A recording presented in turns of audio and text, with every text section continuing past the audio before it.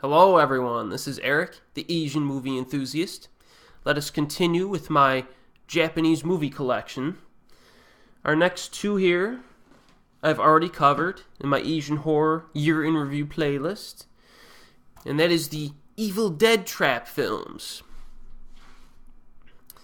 Now, as you may expect, this is a film about a bunch of Evil Dead traps, because you have a news reporter who receives a snuff tape, or a snuff film, really, and it shows a woman getting brutally murdered.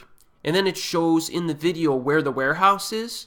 So instead of calling the cops or something, she gets a group of her journalism buddies, a cameraman, and a few associates, and they go to the warehouse to get the story, you know what I mean? To get the big scoop. But what they don't realize is that they now have entered a warehouse of Evil Dead traps. So it's, this has the classic, Casio keyboard style soundtrack that has an outstanding theme tune to it. You got some of the, this was made in the late 80s. There's some really excellent death scenes in it. And, one gratuitous sex scene, of course. Second half, pacing slows down a little bit, but this is worth watching. Evil Dead Trap. It's got its own little unique flavor to it. Check out my Asian horror playlist video from the late 80s, I think is when I covered this one. Special features, not too much. Although, there is an audio commentary with the director, Toshiharu Ikeda, and the special effects manager. Oh, I might have to watch that sometime. So, Evil Dead Trap. Now, of course, I have the sequel. Now, there was a third movie in the Evil Dead Trap series, which I did cover in my Asian horror playlist, but it's not available on Region 1 DVD. But the second one is. Now, the good thing about this movie is, when I first saw it, I was a little bit disappointed because it's completely different than the first movie. You really don't even have a building of Evil Dead traps. You just have a really nasty woman murderer who crosses paths with another woman. And it's pretty good. It's pretty grungy and nasty at times, but it definitely delivers. Definitely delivers. Check out my Asian horror playlist for more info. But I like both of these, Evil Dead Trap 1 and 2, and I usually get the urge to rewatch them every few years.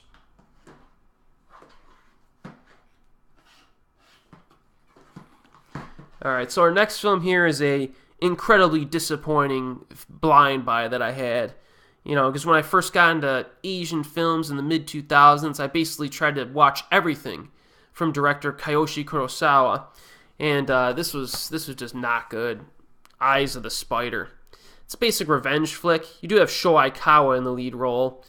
And, Kiyoshi directs. But this one, I think, had a lot of dull filler to it. I did not like it. This guy tries to, I think he tries to find the people who murdered his son or something like that.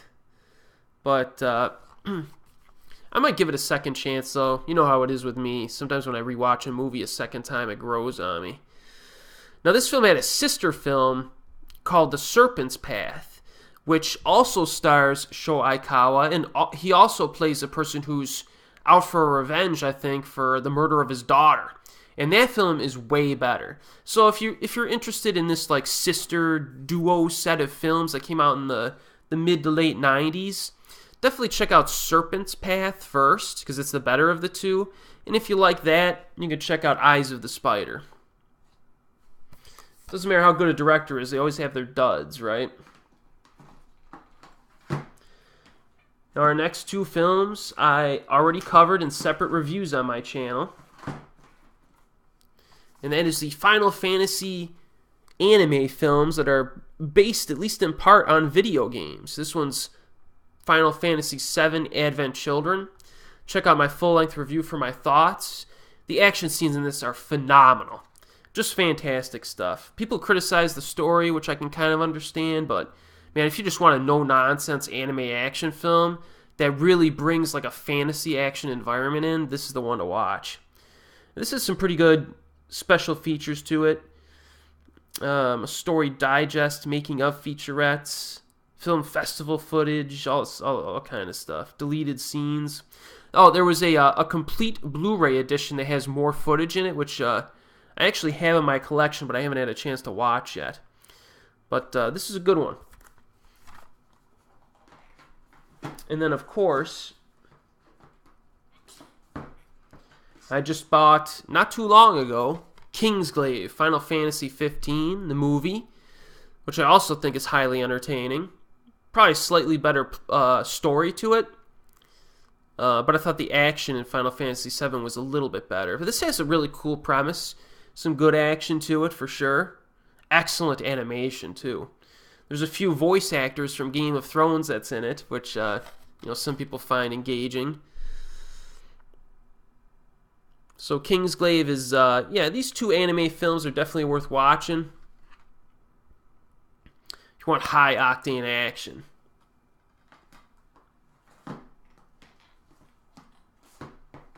All right, our next film here is a newer one that is not very well known. I waited years for this one. And that is, let me slip it out of its case here. I'll do that later. Fires on the Plain. Well, this is an adaptation from the classic film. This one's directed by Shinya Tsukamoto, though. And it's pretty nasty. It's about a soldier, I think, who's stranded in the Philippines during World War II. And he suffers from tuberculosis, and he's just trying to survive. And there's all kinds of death and violence around him. Shinya Tsukamoto also is the lead actor in this, which he likes to do. He likes to act in his own directed films. This movie is very visceral. It's got some excellent atmosphere. And it's nice to see like a horror film that's set in a war environment. You don't see too many of those. I mean, there's a lot of war films that have a certain horror element to them with the action and drama, but this one's really pretty. It's a pretty legit just horror movie. And I really liked it. Very visceral experience. I will cover this in my Asian horror playlist when we reach 2014, I believe. It's really annoying with Tsukamoto's films. It takes forever for them to get released internationally. This DVD actually does not have subtitles. I think there's a UK release coming out very soon with English subtitles of Fires on the Plain, so I'll check that out. But at the time, I just had to get this whenever it came out. You know, this was released in 2014 in cinemas, but didn't come out on DVD until like late 2016 or something like that. So that's really obnoxious. Just release the movie. I don't know what's taking so long, you know?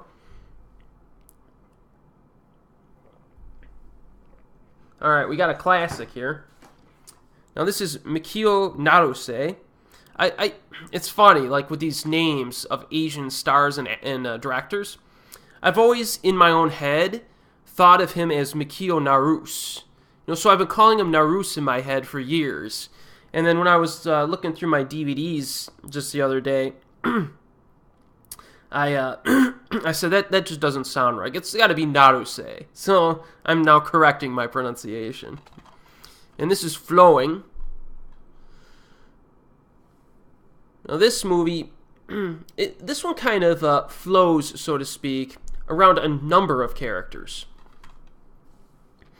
Now this is in 1956, the year that prostitution was outlawed in Japan. This explores the inner workings of a changing world as traditional geishas face the impending decline of their hidden way of life and the looming specter of prostitution. So it's a story of a widow who is forced to work for a living and becomes a maid in a struggling Tokyo geisha house. Now, the lead actress here, it says, is Kinuyo Tanaka, but the actress on the DVD cover is Hideko Takamine. So Naruse and this actress did a lot of collaborations. She's in a whole bunch of his films, and that's a good thing, because she's actually really good. You know, I would put her up there in terms of classic actresses, you know, up there with Setsuko Hara, in terms of, you know, how she can hold the screen well and her acting ability. So yeah, Naruse is a lot like Ozu in my opinion in terms of his reliability. You can watch just about any Ozu or Naruse film, and there's like a 90% chance it's going to be good. They were just really reliable directors, and this is another good one. I'm not sure how many Naruse films I have in my collection, but we will find out. Next film is one I covered in my Asian horror playlist again. That is Forbidden Siren. Now this is actually, I think, based off of a video game. And it's one of those Japanese horror films that fell through the cracks. Not a lot of people seen it. It's a pretty cool flick. It has like a primal, like traditional type essence to it, I think. You know, you're on like this island in the middle of nowhere, from what I remember, or one of the Japanese islands. And some crazy stuff's going on. I'll just tell you that much. And when the siren sounds, bad stuff happens. So there's that kind of Silent Hill-esque element to it, where when the siren sounds, you better like batten down the hatches and just get ready to just try to survive. I like this one. It was good. Came out in 2006, so check out my video from that year if you want more info. Our next film I will be covering in my Takashi Miike filmography review later this year, and that is Fudoh, The New Generation. This is one of Miike's best films. Came out in 96, I believe. And it's just a straight up awesome gangster flick that's very creative. You know, it deals mostly with high school kids. And, you know, they have some creative weaponry. I'll just put it that way. And it's about a young guy who butts heads with the elders in the Yakuza community. He doesn't really appreciate the elder mentality of how things, how they handle things. And you're kind of on his side throughout the film. He's the protagonist. There's some great scenes in this, man. Really, really gripping storyline too. Fudoh. Definitely pick this one up or check it out if you haven't already. It's, as I said, one of Miike's best, in my opinion.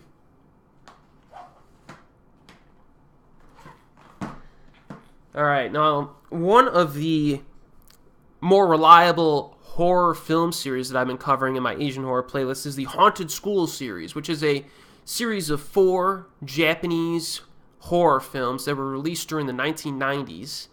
I think 95 through 99. That focus on grammar school children. So you have horror movies with grammar school children as the focus, which is quite interesting.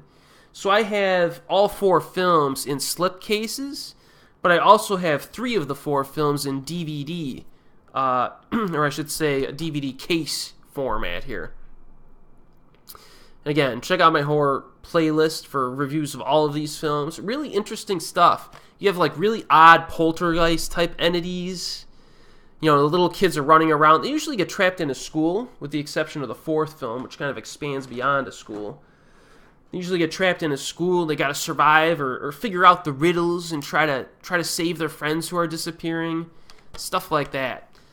So most of these films are really fun, I think, for the whole family. And some of them are really legitimately good. I think all 4 films are good, but the second one and the 4th one are legitimately awesome films, in my opinion. 4th one has a little bit more of an emotional bond to it between the characters, a little bit of a dramatic effect. I like having all these in my collection. Now, some of them are not available with subtitles, though. I think the 4th one is. I'm not sure about the other ones. You can watch them without, though. They're pretty simplistic. Alright, this is a very recent purchase that just came in this week.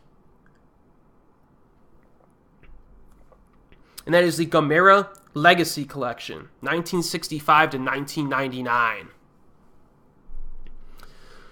I just saw this online just last week when I was looking to complete my Gamera trilogy from the 90s. And this is an 11-movie set. You get every single Gamera movie, I think, is here. And Gamera is basically this giant turtle that it breathes fire and turns into a UFO to fight enemies. That's pretty cool.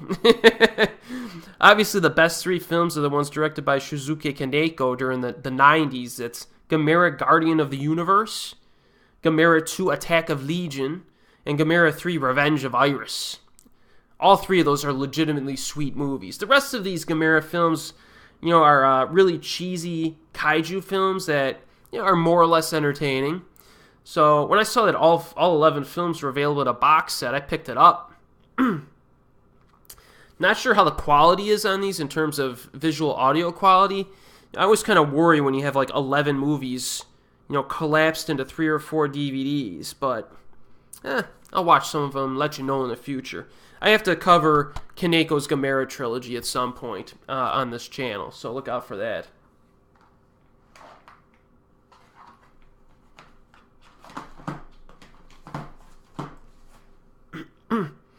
And this is Gamera Attack of Legion, which is a part of the 11-disc set, but I blind bought it years ago because the first 2 Gamera films in that trilogy from the 90s were available on Netflix for rental. This one wasn't.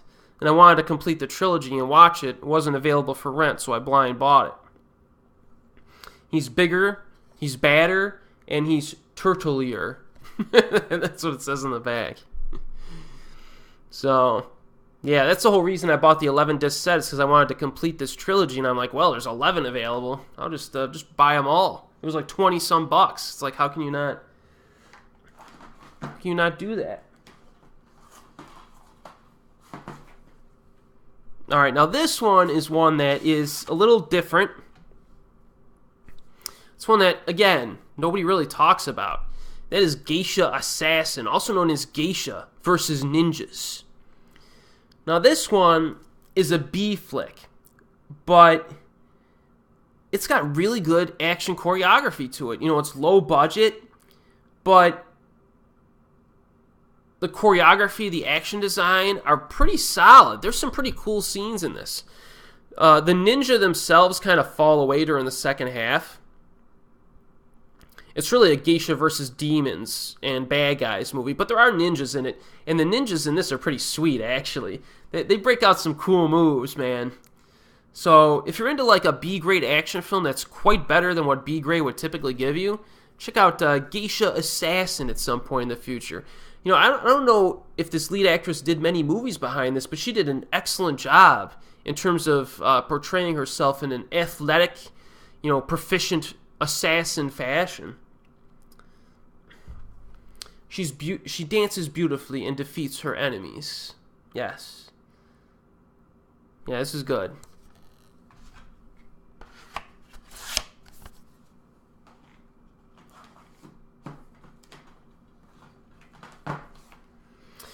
Alright, the next film is one of my personal favorite Shinichi Tsukamoto films. And this is Gemini. I think I may have given this a special mention, an honorary mention, in my Asian horror playlist review from 1999. This movie is just outstanding. It's one of his more, as weird as it is, it's still one of his more easily relatable films. It's a good one to get started with, I think, with this director. It's very, very fairy tale-like. It's about a guy he runs a clinic, a doctor, with his beautiful wife. And it's really, this movie's a lot about, the juxtaposition between the poor class and the rich class. And it does a very good job of it, in which I can't really spoil for you, but this doctor basically, at one point, encounters a phenomena, a person, okay? And that throws his whole life into chaos. And that's where it kind of explores the whole, class structure thing. This does have some horror elements to it, some creepiness, but for me personally, I consider it to be more of a drama, fairy tale type drama. Some excellent visuals. Again, some really weird, authentic, cultural images in this too. When you get into the slum areas of this particular, I guess, version of Japan, because it's set maybe 100 years ago. And, it's definitely a very cool movie. I highly recommend this. It's got a making of Gemini feature directed by Takashi Miike, which is kind of interesting, and a special makeup documentary. So yes, do it. All right, so that's it. That's it for tonight. Our next film here is a pretty interesting anime anthology, and then we'll just keep on moving. So I will see you next time.